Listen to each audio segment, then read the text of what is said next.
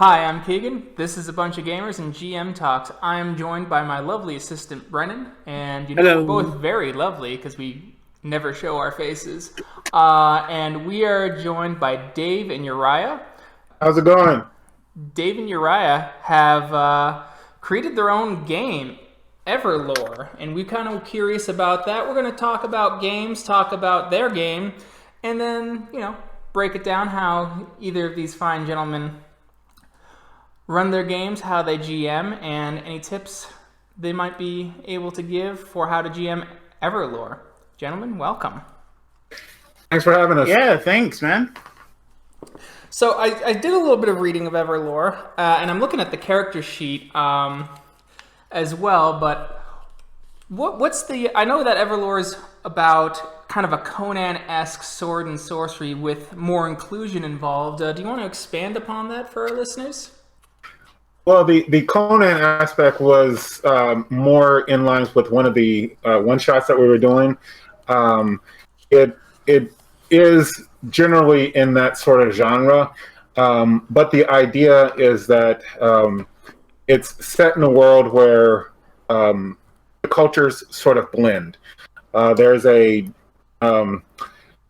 thing that happens called the Legion, and ever so often that's just a massive army that is created whenever the god Shamira says, hey, go destroy something.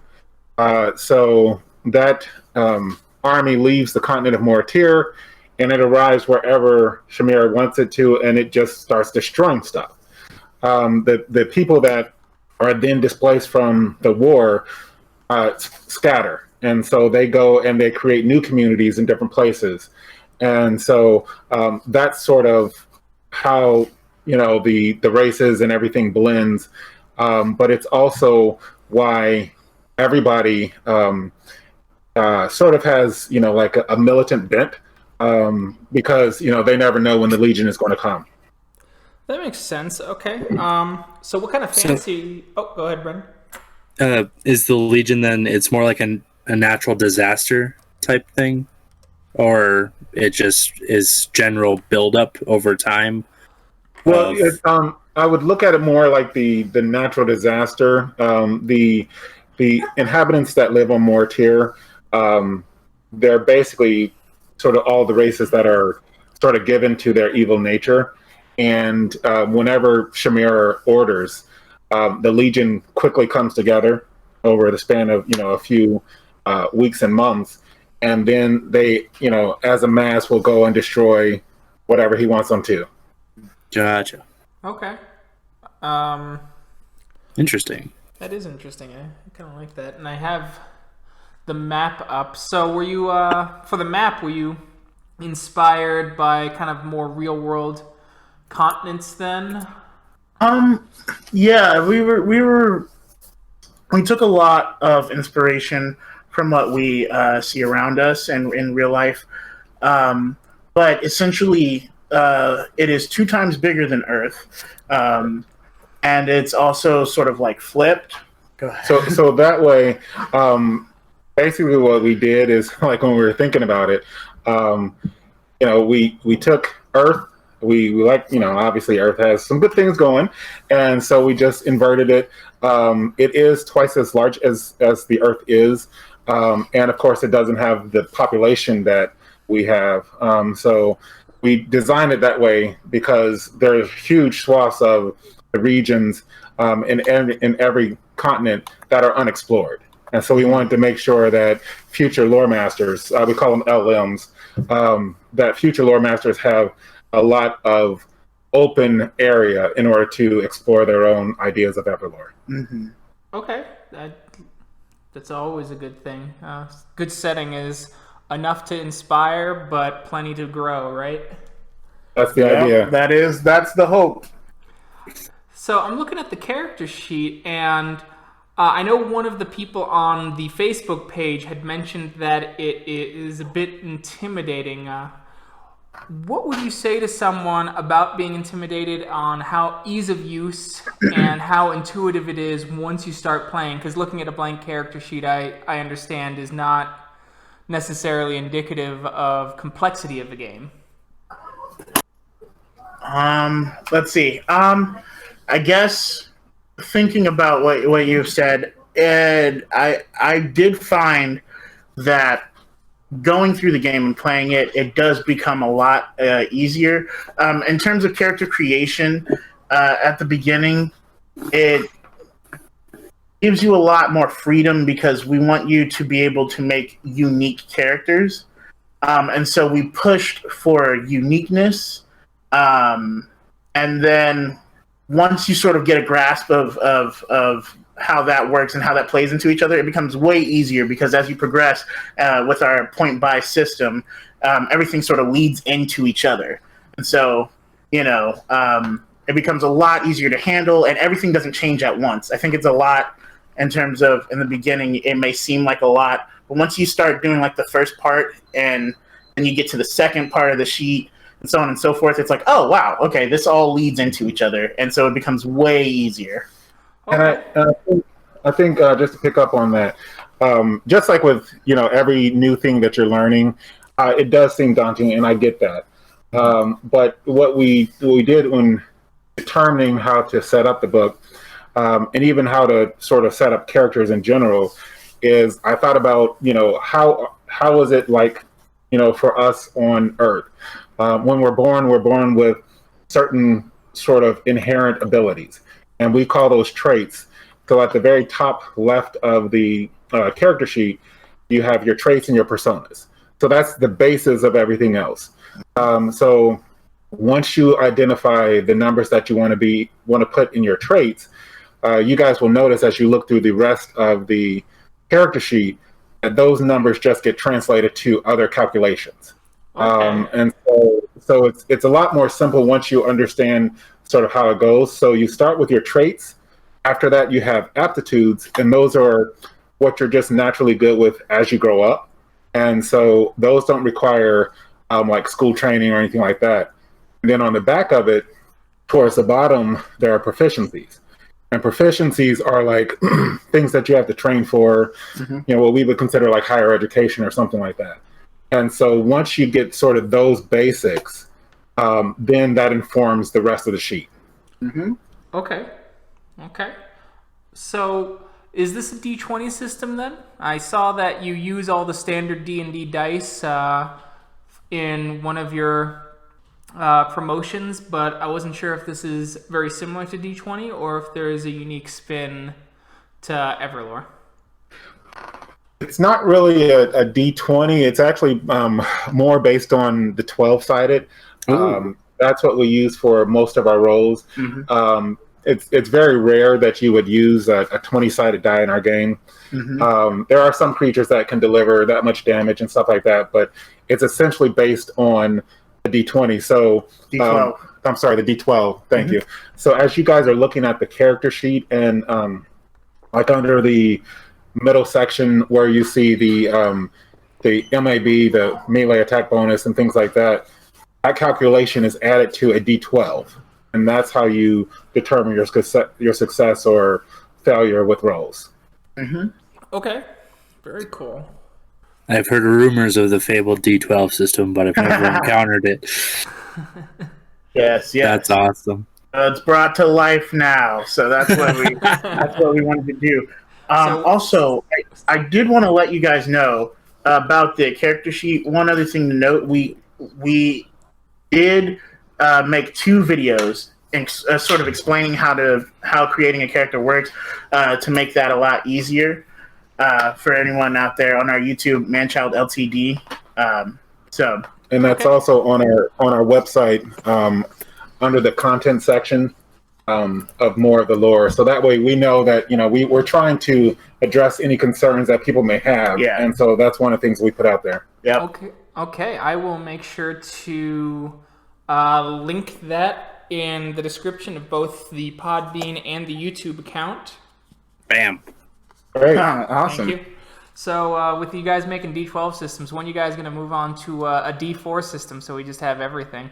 We're not there yet. Yeah. I feel like that would even be more complicated. I'm not even sure. That sounds daunting to me. Why'd you guys choose the D12 in favor of over other systems? You know, it felt good to me. You know, and I played, you know, D&D in the past, and um, dabbled in a few of the other systems, but none of them really sort of called out to me. And so, in doing this, um, over the years, I was just thinking, if I were to make the game that I want to make, what would I use? And it just turned out that the D12 fit better into the concept of what I was going for. Yeah, it definitely hits that like sweet spot in terms of how the game works and how you play it. Because thinking about rolling with a D20 seems like that's way too high in terms of adding on to your rolls. You just seem way stronger, and then going down to a D10 doesn't seem like it has that same oomph as the D12 for some weird reason. So it does kind of hit that like nice sweet spot where like if you roll an 11, you're like, I was so close. Whereas if you rolled a 9, you're like, well, it was a 9. Like, you know what I mean? No, I get you. I get Yeah, I gotcha. Also, the D12 is like I think the D12 is a little bigger than the D20 in at least some sets. So I mean, you might be onto something about that heft. Yeah. And so, because of that, then with the D12, would you say that your system is less? I guess I don't know if there's a good way of putting it, but less swingy than a D20 system. I think it is, and that was sort of one of the hurdles that we actually encountered during our testing, because we realized when we were creating like enchanted items and things like that, that you know, initially we were giving bonuses of like 15 or 20 to something, but that way outclassed the D12 of the roll. And so that we that forced us to sort of rejigger what we were thinking, and in order to make sure that it does stay relatively balanced, you know, we had to work within those confines. Very cool. Do you have any? Do you have a question there, Brennan? Yeah, I'm just wondering now, like, with the whole Legion, like, not flavor, but like the Legion bearing down every so often, what sort of games do you guys tend to run? Do you both run it, I presume, or do you prefer to play it more? Yeah, we well, it's very interesting. We do both run because we both like playing, so it sort of gives that like break where we can just sort of enjoy being our characters as well as, you know, forming a story that hopefully everybody who watches enjoys along with us. In terms of the Legion, the sort of things that we run, there's a lot of things on top of the Legion, but there's a lot of things that impact the world and affect a lot of the stuff that we run. So the Legion has a big effect in terms of a lot of the lore and the history, and then if it's there, obviously that's a big situation as well. But the Legion is just one example of the many like pillars that the world is sort of standing on that affect a lot of the things. I'm just going to add, just with the idea of the Legion, is since that's something that's not a constant threat, it's sort of in the back of everyone's mind, and so that helps sort of flavor, you know, your players' understanding of the world. That, hey, you know, most cities, nearly all cities, are going to have some type of huge wall structure. You know, most of the citizens are going to train since a very young age to defend themselves. So that's the idea. But I think your question was, what are some of the other pillars? Yeah, like, so the Legion kind of makes it a more warlike society. It kind of flavors the culture. Like, what are some of the other things, or things that influence your play style or DM style, LM style? I would say one of my favorite flavors of the world is the Blood Moon. And essentially what this is it's like a comet that passes Mythandria every 13 years.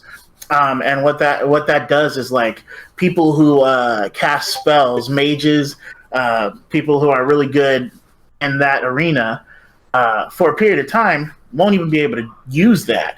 And then on the back end, they will experience sort of more potency or like an extra oomph when they do that. So that also adds a little bit of something because now people are counting down every 13 years when that happens. Or things with the Blood Moon is my favorite, honestly. And go ahead. Well, and also we try to tie in a lot of sort of mystique that's going on in each of the different continents. Mm-hmm. So one of the things that happens is there's a guy named Naman, and he is essentially the most powerful being on Mythandria. Yeah. And he has agents that are it's a sort of symbiotic relationship with him, and they're called the Hidden Ones. And so they carry out his will throughout Midian. Most of the time, these guys are not seen, but every once in a while they are. And when they do, they impact others.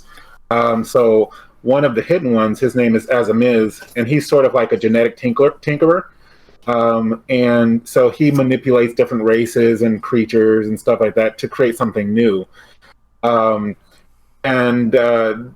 just so happened that he was seen by a guy named Nordamo Shalal. And Nordamo seeks to become Azamiz, and so he starts to tinker. But whereas Azamiz is not sort of good or bad, Nordamo unfortunately starts to lean towards the evil side. So his creations are often a little bit more wicked. And so there are just different things like that your character can encounter as you're going through EverLore. I mean, there's even a world beast. That's fun. Not fun to run into, but definitely fun to think about conceptually. This giant world beast that just no one can mess with even a fraction of its body. Like that would take you out instantly. But it also affects a lot because there are people who look at the world beast and don't want to make it angry. Definitely don't want to do that. Fair. Yeah. Neat. So you've mentioned fantasy races a couple times. What kind of fantasy races do you have, and how are they distinguished from other settings?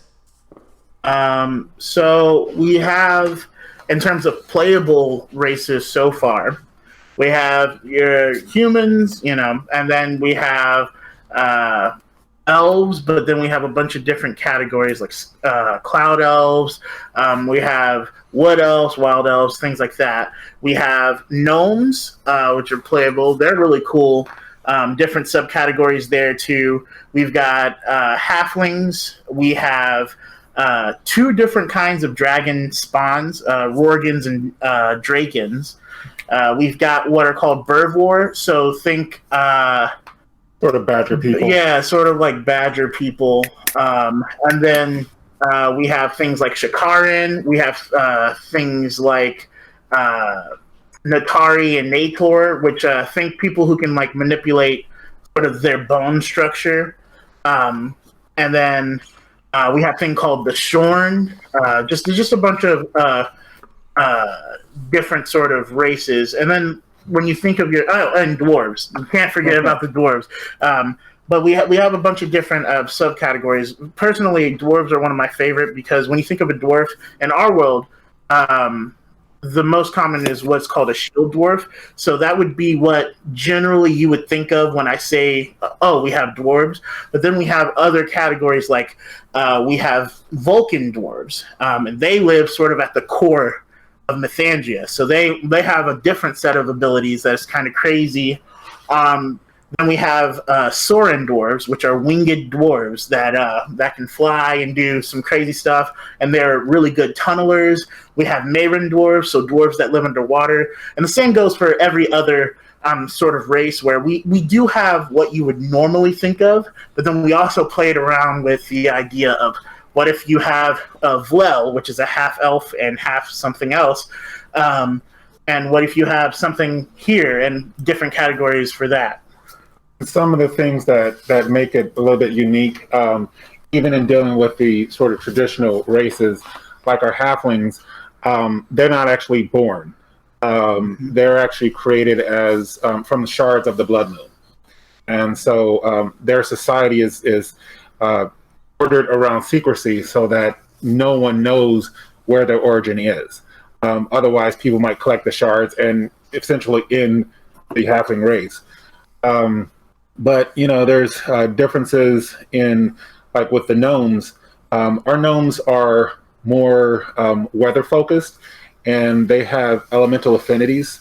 And so think of them, while they still do sort of tinker, they're more sort of scientific in that aspect. And so they follow weather patterns and help farmers and things like that. So in dealing with what the traditional races, we changed those up a bit. But we also did include, just some of the cooler races like the Shorn. They're also called the Undying because they actually have what's called shadows. So they can actually live 9 separate times. And each time they die and they come back as a new shadow, they're a little bit more immune to whatever killed them the first time. So there's just different things. That's cool. So you guys made Doomsday. Essentially. Yeah. Well, Doomsday wishes he were as cool as these Shorns. Yeah. Sometimes. And the idea of the Shorn is that the reason they're called Shorn is because during the first War of the Legion that threatened to destroy Mythandria to begin with, they were actually part of what's called the Sherazon, and they were creatures that live within the plane of the Shadow Sea. And the Shadow Sea is where magic actually comes from. And so they were very magical, and they came and they fought on the side of the Legion. Well, this displeased Bushima, the Allfather, who is the father of the gods, because they were actually fighting against his prime beings called the Promessans. And he wasn't happy with that, so any of the Sherazons that were on Mythandria, he actually severed their link back to Shadow Sea. So they were shorn from the Shadow Sea. And so their descendants are now the Shorn that exist on Mythandria. And they are of two minds. Half of them feel we need to make sure that we do everything right so that Bushima will be happy and reward us with sending us back to the Shadow Realm, while the others feel like, let's make him regret his decision, so we're going to be as evil as we can. So that's sort of the Shorn. Okay. Just looking things over, what are the, and I apologize, what would you call the core books of EverLore? I see the Travel Compendium and the Kingdoms Come. Those see and the Monster Menagerie. Are those the 3 core, or? Yeah. So the core books are there are 5 core books. The Traveler's Compendium, like you said, Monsters Menagerie, and Thy Kingdoms Come are all part of that. Then we have the Chronicler's Delight. And we also have Inception as the core books. Each one sort of plays its own role. So Traveler's Compendium is the book that everyone needs to have in terms of being able to play. That gives you how to create your character, all the list of spells, equipment, all that stuff. It's sort of like your personal handbook for being a player. The Menagerie, the Monsters Menagerie, the big boy is for lore masters. So it has a list of all the creatures, a lot of the creatures that are in Mythandria, so that, you can effectively run any sort of kind of session you want to have. And then the other 3 are more about lore. So Inception talks about the beginning of Mythandria, which is what I've read through partially. The other 2. Yeah, and that so with Inception, that carries you from the pantheon of deities that currently rule over Mythandria. They were not native to the realm of EverLore. Mm-hmm. And so Inception explains how they came into the realm of EverLore. When they first arrived in the realm, there were already a faction, 2 different factions of warring gods, and the current pantheon eventually defeats those 2 factions. During that process, the realm is basically shattered asunder, and so they go about rebuilding it, and they create Mythandria. And then they place their first beings on Mythandria, which are the prime beings. And then over time, the Great War of the Legions happens. And so that's all encapsulated in Inception, which it's a 22, I think, page book. And so it's a good summary of what happened. Then Thy Kingdoms Come, it deals with 10 of the most prominent kingdoms of Midian, which is the primary continent that we're dealing with in our first edition. And it also talks about some of the factions that your characters may encounter, but then discusses some of the sort of internecine conflicts that can happen within the different communities and cultures and things like that. And then the Chronicler's Delight is again for the lore master. That goes into a little bit more information, sort of behind the scenes information, and explains the various cities of the halflings, some of the cities of the Zulu Nation, and things like that. So each of those 5 books work in conjunction in order to provide all the information that the lore master would need. But as a player, I would recommend definitely getting the Traveler's Compendium, and then also Inception, so you have a broader understanding of the world. Okay. What are some of your primary inspirations from history and fiction when you guys created this setting? Well, when I was doing this, I researched a ton of historical cultures, real big influence with Native American, bunch of different African cultures. I pulled a lot from sort of the Scandinavian Vikings, as well as from Polynesians. So the 10 primary cultures of Thy Kingdoms Come, they are drawn from those different elements. I even, like the Visithians, are sort of patterned after ancient Egypt. And so what I did in trying to make sure that this was a world that focused on diversity is I looked at all of the various cultures in our actual history and wanted to make sure that they were represented in the book. And while also understanding that we want to create a world where we give a lot of room and a lot of space for other cultures to be in there as well. And yeah, I didn't know where I was going with that. No, it's greatly appreciated. I always enjoy when the default is ignored for something more interesting, and hopefully that becomes more the rule than the exception. Oh yeah, and I think as we are crafting our games because I run a session, I run a current stream, Evermore with EverLore, and Uriah has just started leading another group that will, in probably about 3 or 4 months, be our second official stream. And so we've been crafting stories that intertwine, but that also don't focus on each of the individual cultures. What they do is they focus on sort of satellite cities and communities outside of the culture, but they do interact with those cultures. Okay, very cool. As far as the recent comments, how often do you guys play, and do you have as much trouble as the meme community suggests with scheduling your games? Well, we play once a week with Evermore with EverLore. We do that every Thursday nights at 6 o'clock. So we stream that on Twitch. So if you guys want to check that out, twitch.com/EverLore Game. And we do that. It was a little bit difficult at first to get everyone to meet, but we're like, I want to say maybe a month in, everyone's sort of gotten that groove. Like, okay, we're meeting 6 o'clock Thursday night, be there. And we also sort of do this sort of incentive thing where if you confirm that you're going to be there, we'll give you an EP. because EP is super important in terms of progressing your character in the game. And EP is experience points. Yes.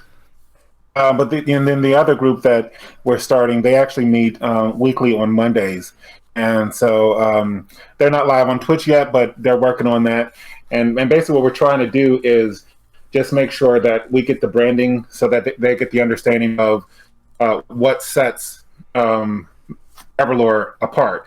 And so once they understand that and they understand how to play that, then we'll be able to share that with everyone else. Okay, very cool. So, yeah, you guys are brave for streaming. I could never do it. All of our recorded games are podcasts, and that way we sound way quicker than we actually are. Yeah, streaming. It's interesting. We have people from, I think when we first started, my youngest son was 11. Yeah. And my brother at the time was like 48, or 46. So I mean, we run the gamut, and obviously everyone had different experience levels. Yeah. So even now, it's funny because you have a thought in your mind, but when somebody says something to your character and you're sort of put on the spot, nobody knows how to react. So that's always interesting. Another thing I find is that even though we sort of craft the story, it's mainly character driven. And so the way we do it is we want to make sure that as lore masters, we're flexible enough to give player agency so that they can impact the story. Because a lot of things that happened during the game, characters will do something that I had not anticipated. Yeah. And so that completely changes what the story's going to go on down the line. It definitely does change a lot. But it just to sort of echo what he was saying, we did want to make sure that we were flexible enough because the only thing, well, maybe not the only thing, but what I feel like a lot of players when they play tabletop role-playing games is that they want to have a character that impacts the world canonically. You know what I mean? And so we wanted to make sure that we were flexible enough to give the player enough agency that if they did something that could potentially do that it can do that, and that they can see it happen in the world around them. So that was a really big push. And then also just in terms of the system itself, building in like things like Lore's Follies and Vanador's Delights that'll completely just change your entire session.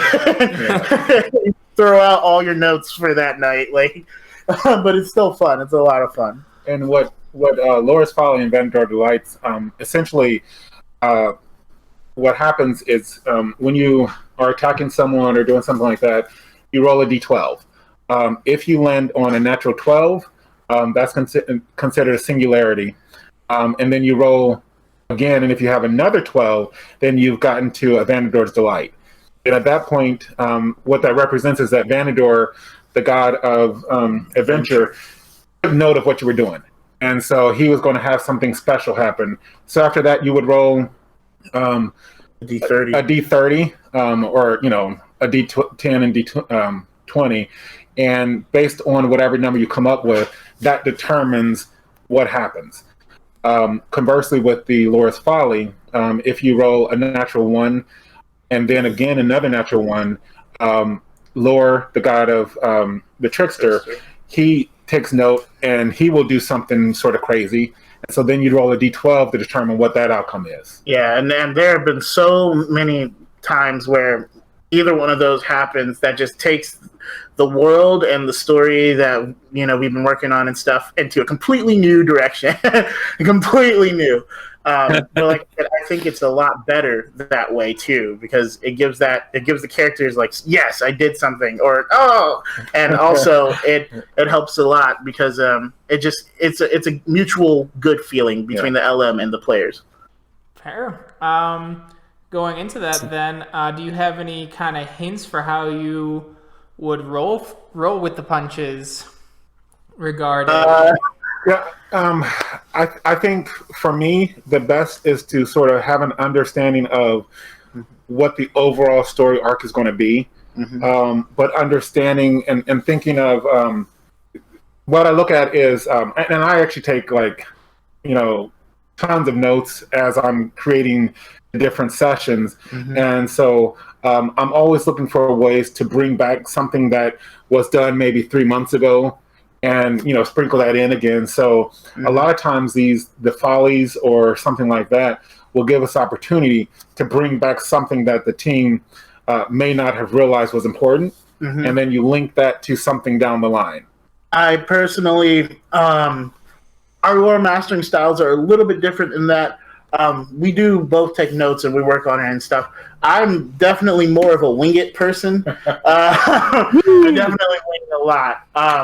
But I think I do want to echo what he said. Having that overall understanding of just like the story itself, it's sort of like I've created this sort of destination that hopefully the players want to go to. If they don't, they don't. But I've created this destination, and I don't really care how they get there. They can fly, they can walk, they can swim, they can drive, they can whatever they want to do to get to that destination. I don't care as long as that happens. So let them have fun along the way.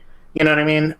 That's kind of the approach that I take in terms of whenever they, in terms of player agency and whenever they want to do something, rolling with the punches and stuff. Okay, very cool. Do you guys ever use random charts to help you just determine something that's completely, wackadoo, and you're just like, all right, let's just roll on the chart? Well, the book actually has the book's Traveler's Compendium has for Lore's Follies and Vanador's Delight. When you roll your D30 or another D12, it'll show you what each roll could potentially do for the story. So, like, for instance, if you got a Lore's Folly and then you rolled an 11, a dark version of you happens that targets you. You know what I mean? So, like, that'll come out and just start wrecking you. It has all the same stats as you and everything. And for some weird reason, the dark versions always roll better than the actual players. That's been our experience, at least in one game where one of our players could not roll to save his life. And then Keegan used his dice and only rolled criticals ever. Well, that's like, me, when I'm lore mastering, the rolls I do as the lore master are really great. But whenever I roll for my character Matatopa, they suck. And it just drives me crazy. That's how it always is, man. Yeah. But another thing with the Lore's Folly is, like, if you roll a 12, that actually is that it takes you to the Chronicler's Delight, and basically what that one is it's recommendations for the lore master to come up with something completely crazy. So there are some that are sort of determined, but then you can just make up whatever you want. But what I like about that is that it makes all of the players vested in that role. So when you're rolling your dice and you hit the 1, everybody's like, "Oh no!" Or if you hit a 12, they're like, "Yeah!" And then you roll a 1 after that, and they're like, "Oh!" So you can really see that action and the excitement. And so that's one thing that we really like about that. Another thing that we like as lore masters is really playing up what happens at every 100 EP. Because we don't level up characters. The way we do is a point buy system, and you progress your character at any time by spending experience points that you get here or there to increase your proficiencies or aptitudes or something like that. But at every 100, there are 3 rolls that you can do. One is a base roll to increase your attack stats, your base attack.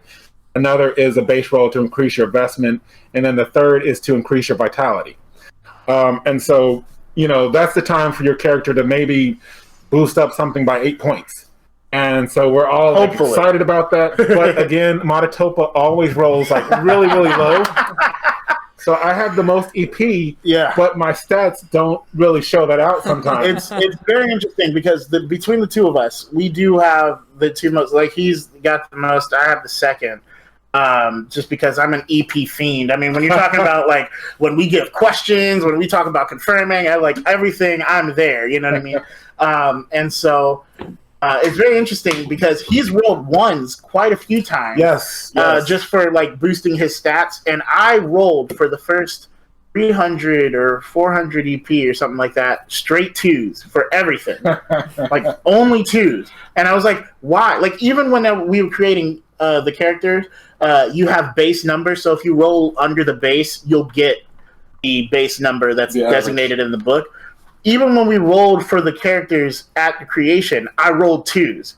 So at 0 to like 300 and something, only twos, and I was so bad. Like it is fun because people are invested in those rolls. Everyone's hoping that you get higher rolls.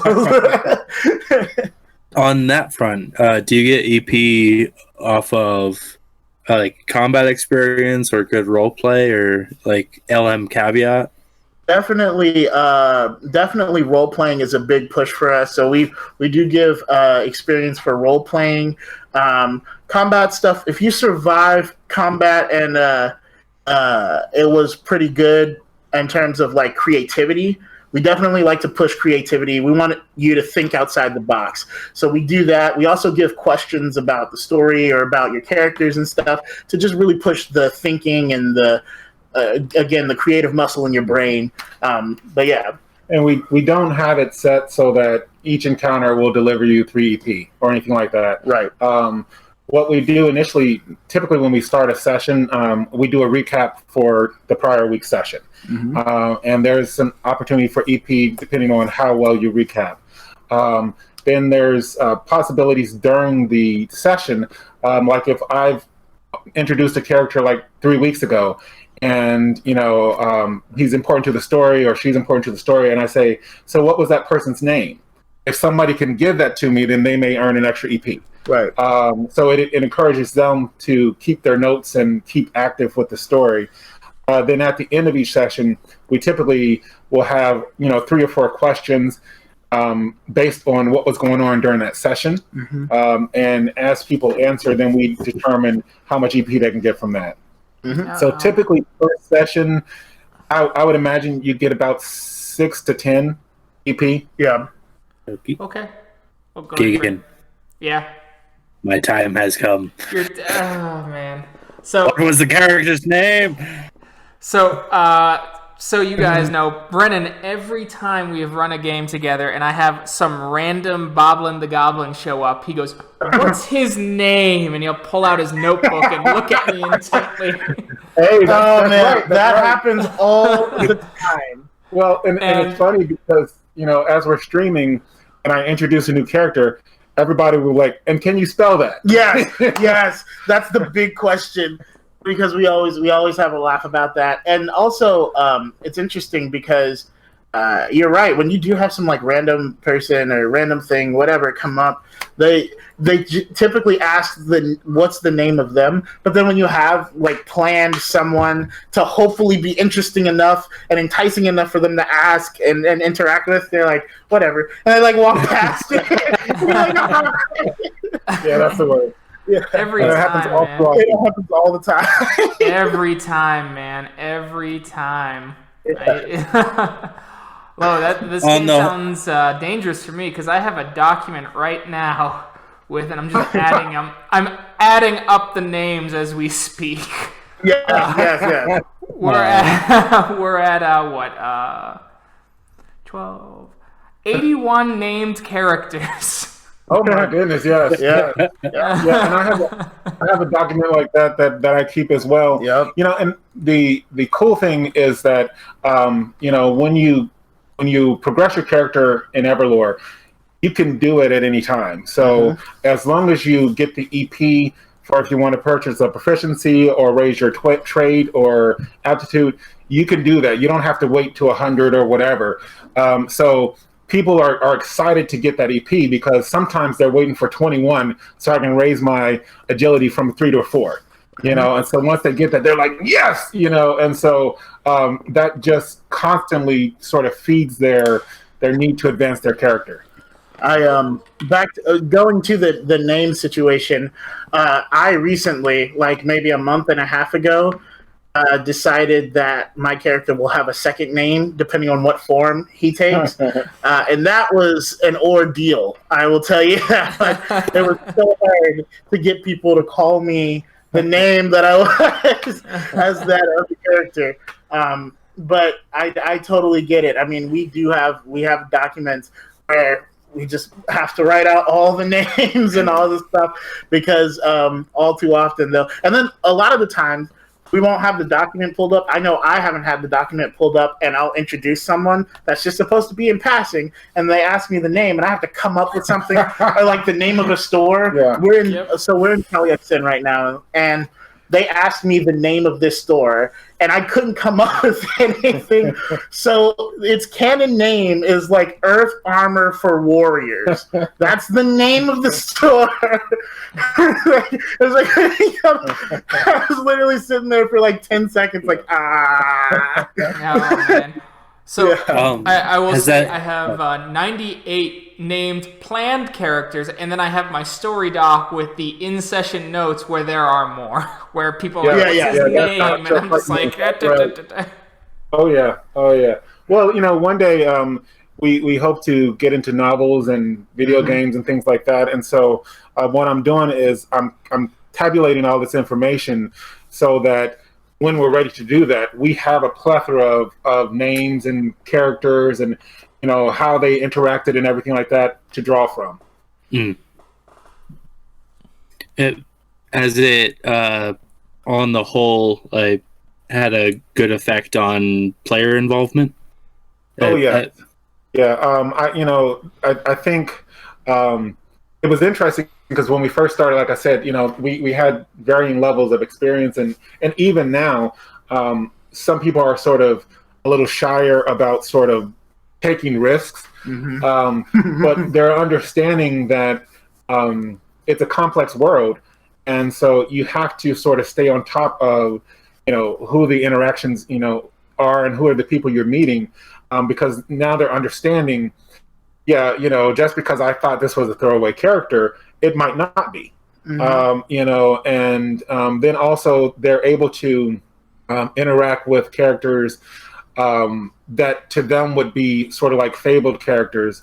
Like our team interacted with Brea, and she is the leader of the Dragonauts, and they are basically a mercenary band that rides on dragons called demigons. And so, when they met her, they were like all in awe of her. And so just doing things like that, sprinkling in those little touches, really helped them stay engaged. Good deal. Very cool. Yeah. Oh, man. No, I don't... we have our little podcast. We're doing Werewolf the Apocalypse right now. Hence all the werewolf memes on the page. Shit post your way to the top sort of thing. Right. No, we understand. Yeah, no, it's good. I don't know if you guys feel comfortable answering this, but I was curious, what are your opinions on the state of diversity in gaming, and do you think it's getting better, and what steps do you think the community could take to really allow more diverse voices into that space? I think my opinion on the state of diversity in gaming is that there has been a lot of change as of recently, but for me, I've always been the if you want to see change, you have to be the change. And so I see it, and to me, I'm like, that's not quick enough.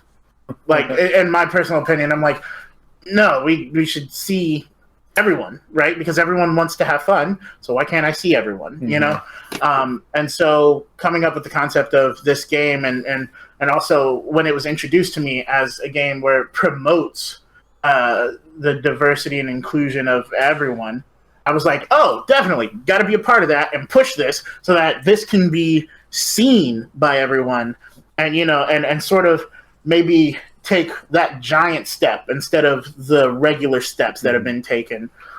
Sort of getting out of the the mindset of walking and start sprinting.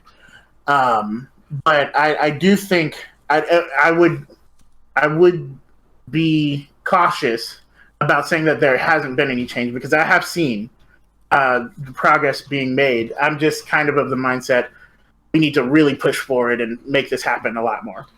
And what I've noticed is I definitely do see there's been some additional representation. Like, I understand that when you're looking and say like the D&D, and you go under humans, there's a black female, which is great. But what I find though is that that's actually not integral to the story itself. And so, there is black, but that's, from the culture way down south that is never, ever really actually talked about. And so with EverLore, we want to promote diversity and inclusion, but we're not doing it with a hammer. So the idea is that just like in our natural world, when you walk around, you can't tell if someone is gay or lesbian or whatever just by seeing them. So in our world, you don't know what someone is. Definitely you can see someone's, skin color, but you don't really know much about them. And so as a storyteller, we then get to craft those stories and explain to you who these different people are. And so it's done in a way that it's just natural. They exist, but it's not in a situation where everyone you walk into is gay or something like that. It's just, we want to make sure that there are people that represent you. We have some characters that, are physically disabled and things like that. And that's the kind of things that we want to be able to see.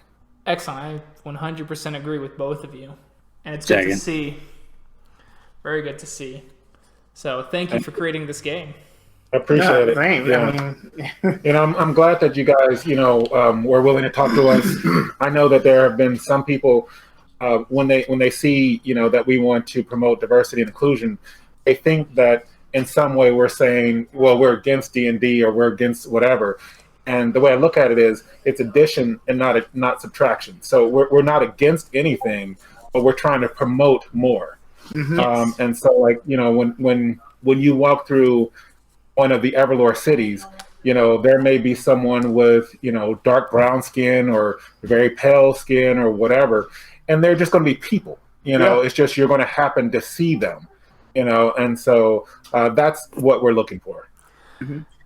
Absolutely agree, and I think it's a good thing. I regret to inform you we have like 90 subscribers, so I don't know how far the message will go. That's all good. Hey, that's more than we have.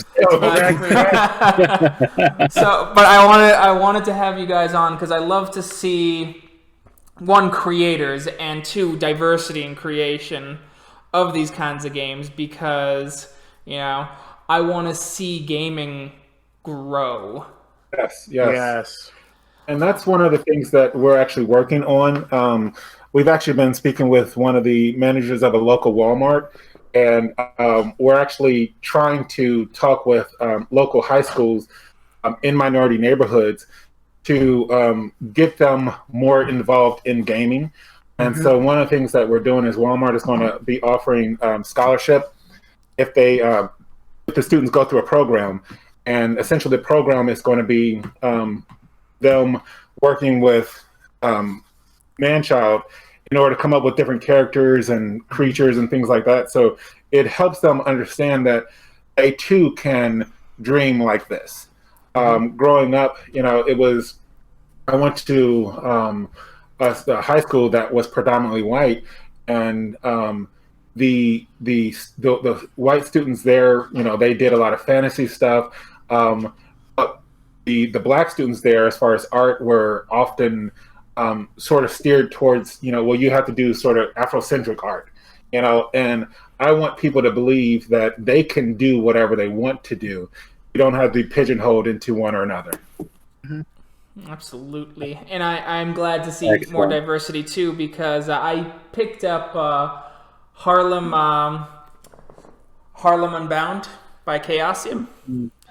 And I think it's good to have those kinds of voices because I will admit I will make pitfalls, especially trying to run a more diverse world, and getting those kinds of voices in the community can provide educational stuff so I don't fall into those pitfalls unintentionally.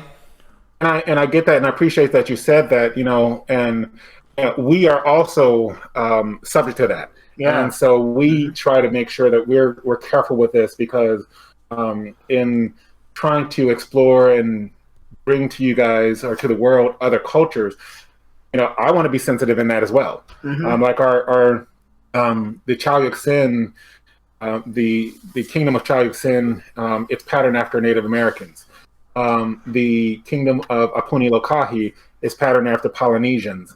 And so in doing research and bringing the cultures to life, and how we deal with that, I want to make sure that we don't fall in pitfalls of where we're just stereotyping, Right. And so I'm always trying to be cautious with that. And even, how I deal with Black characters and things like that, there's just always trying to make sure that you're being respectful when you're representing them. Yeah. Understanding that accidents will happen, and you just learn from it and sort of move on. Definitely seeking out the education, and I feel genuinely like as long as you're trying to you're doing that research, you're trying to make sure that you represent people accurately and are open to even more education about cultures and things like that. I feel like people will see the heart in trying to bring everyone together. And I think that's just the big deal. We wanted to make a game where you could not only see our brainchild, but like our heart's desire in terms of building one giant community. Yep. Absolutely. Hell yeah. We do have a pretty stock question. Brendan, do you have any more questions? Otherwise, we can go to our big one. I will put forth my own personal stock question. Dave, Uriah, when you get to play, what sort of characters do you prefer to play? Like, what's your go-to? Very interestingly enough, Dave and I created very similar characters that execute just the way they are completely differently. And we didn't plan this. We were both sort of we wanted to be balanced, and we wanted to be sort of able to try our hands at most things and stuff like that. But our execution was completely different, and that was kind of funny. I generally lean towards a very super ambitious character that He's saying delusional. No. I mean, partially, but I lean towards a super ambitious character that really operates in sort of a moral gray and uses that to sort of learn. Because while you're operating in that, there are plenty of times where you get burned, but also plenty of times where you meet a lot of good. And so, sort of just this a character who's in the embodiment of, I guess, naivety and exploring that into maturity for the character. That's what I opt for in terms of role playing and making a character. And I generally lean towards sort of characters that see themselves as like paragons of virtue. So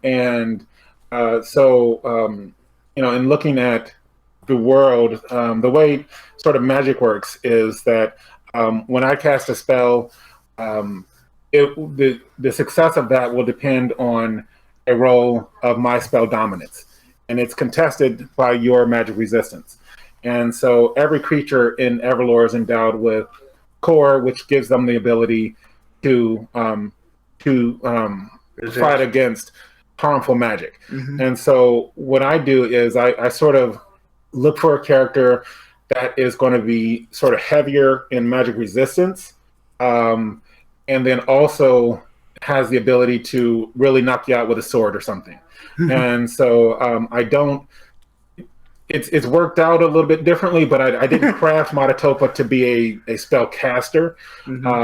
He's more of a mage killer, and so but as you have an initial concept of your character, but the beauty of being able to spin EP sort of at will is you can quickly adapt your character, and so Uriah and I both started out with sort of concepts of our character that have changed as we matured. Yeah, definitely changed a lot. Because, like I said, we both, outside of the game, wanted someone who was kind of good at everything.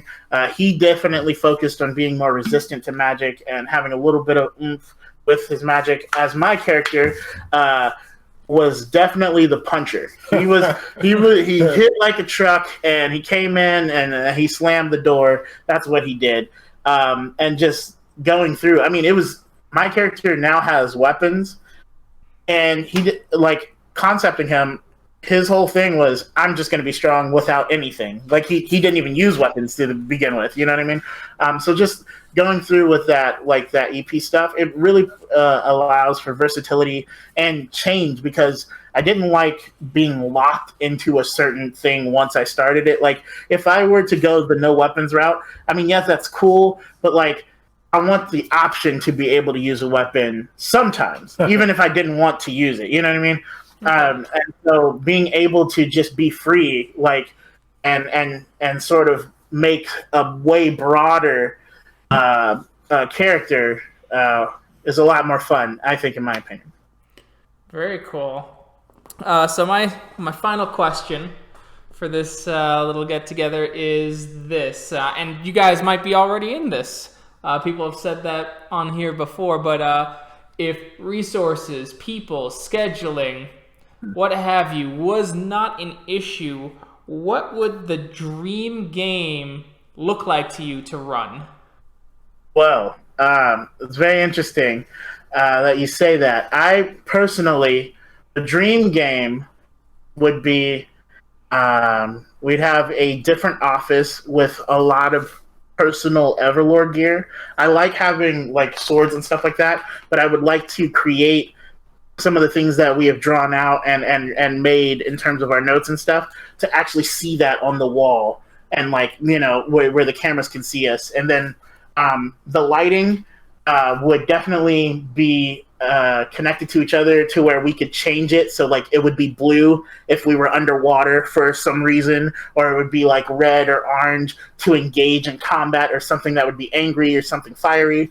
And then it would definitely be definitely would be with some food. But just sort of a really cool in terms of aesthetic, and then a really natural and comfortable vibe in terms of people getting, like, the players getting together and playing, because I feel like that I don't really have to worry about that translating on camera if we feel natural and comfortable with each other. And I think for myself, I mean, I'm an educator, and basically I'm self-funding this, so resources are definitely tight. So if I had unlimited resources, one of the first things I would make sure is for our stream that we would have a designated chat monitor. Because we want to make sure that, when people do communicate with us, that we're able to really get back with them and sort of be more personable with them. Another thing would be that hopefully we would have a more diverse team. Right now we have 6 guys, and so I'd love to have a female or 2 on that, which we're in the works on that, but we don't have it just yet. And so I would like that. And then also I would have the players spend more time sort of in the zone of their character. Because since, most of us, well, my brother, myself, and Uriah, we work, full time, and the other ones are in school and things like that. So there's so many things that sort of distract from your character during the week, that when they come together, there takes a little bit of time to sort of reconnect with that character. But I think if I had the time, I could really develop a voice, for Matatopa, and then also work on developing different voices and things for the various NPCs that they're going to encounter. That'd be something I would love to do. Maybe even costumes, like official costumes for, or just something light, maybe like a helm or a vest or something that each person could wear to sort of get them in the spirit of their character. Very cool. Costumes all the way. Costumes all the way. Hey, thanks. Thank you, Dave, Uriah. It was a pleasure having you on. I'd love to have you guys on again someday to just talk about games in general next time. Okay, thanks for having us. We appreciate it. Yeah, thank you. Thank you. Absolutely. Thank you for creating and pushing forward with brave endeavor. Thank you. Thank you, man. And so we'll put some EverLore stuff in the descriptions on everywhere this is posted. Till then, I'm Keegan. He's Brennan, and you can find us on Facebook, Podbean, YouTube, but you'll never find me on Twitter. I find it a cesspool. Have a good one, everyone. Bye.